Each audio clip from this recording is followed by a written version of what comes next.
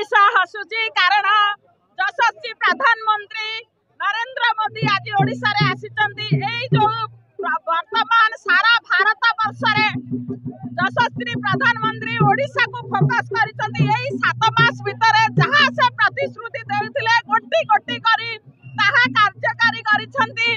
आज आपण देखंतु एई जो आज होउची जो प्रोग्राम मोदी आसुचंती प्रवासी ओडिशा मानकर प्रवासी भारत जो भारतीय मानकर जो समावेश होची एटा सारा विश्व रे रेकॉर्ड करची। एहा आज पर्यंत है नथिला।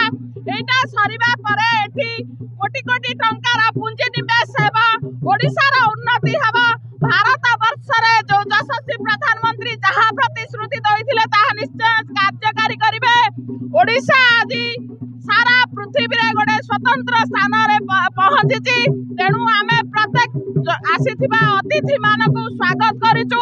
हमर एही महान सरकार आपण देखंतु ओडिशा रा कोण अनिकोण ओडिशा रा पानी पवन संग्रहालय भूमि प्रत्येक जगह रे किछि ना किछि उत्सवर वातावरण सृष्टि हेछि। आदि लक्ष लक्ष लोक नरेंद्र मोदी को स्वागत करिया पई एठारे उपस्थित अछंती। एहा ओडिशा रा विकास धारा को आगो को नब। ओडिशा रा प्रत्येक नागरिक युवा छात्र महिला कृषक श्रमिक समस्त एथिरे उपकृत हेबे। ओडिशा रा विकास ही विकास हबो। ए धारा को बजाय रखिया पई यशस्वी प्रधानमंत्री जो प्रतिश्रुति दैथिले इलेक्शन समय रे ताकू आज से कार्यकारी करूछंदी। ए होची आम मानक पई गर्व और गौरवर विषय। देखो विकसित ओडिशा विकसित भारत जो नारा माननीय यशस्वी प्रधानमंत्री नरेंद्र मोदी नेतृत्व में जो डबल इंजिन सरकार चली निश्चित भाव में आज स्वागत जगह कथा होची।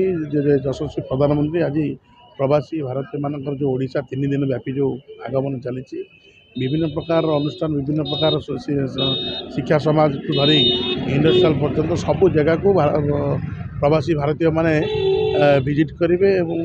एटी निश्चित भाव में ओडिशा प्रति से जो मनोभाव जो तांकर जो अच्छी किभली भाव ओडिशा एक विकसित राज्य में परिणत हम और निश्चित भाव में आज से परिप्रेक्षी आज देखिए हजार हजार संख्यार यशस्वी प्रधानमंत्री का स्वागत करने एयरपोर्ट आज समस्त समावेश होती है।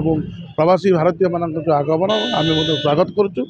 ये भारतीय जनता पार्टी ने सारा दल मत वर्ण निर्विशेष समस्त आज स्वागत जो पदक्षेप नहीं निश्चित भाव में ओडिशा सारा भारत वर्ष ने सारा विश्व में परिचय सृष्टि कर कला संस्कृति आमर विश्व दरबार में परिचय सृष्टि करला। खाली कला संस्कृति साहित्य धरिकी विभिन्न शिक्षा धरिकी इंडस्ट्री पर्यंत सब क्षेत्र किभली भाव में ओडिशा एक स्वतंत्र स्थान तार परिचय सृष्टि कर मोदी स्वतंत्र दृष्टि ओडिशा प्रति अच्छी। से परिप्रेक्षी में ये जो 3 दिन व्यापी जो देखुं खाली कला साहित्य संस्कृति वर्ण सब नौवाणिज्य धरिकी सबू क्षेत्र में स्वतंत्र भाव में जो दृष्टि अच्छी आज देखुवे जो अवस्था लोक मैंने आग्रह सृष्टि होती निश्चित भाव में ये आगामी दिन में शुभंकर स्थिति सृष्टि कर।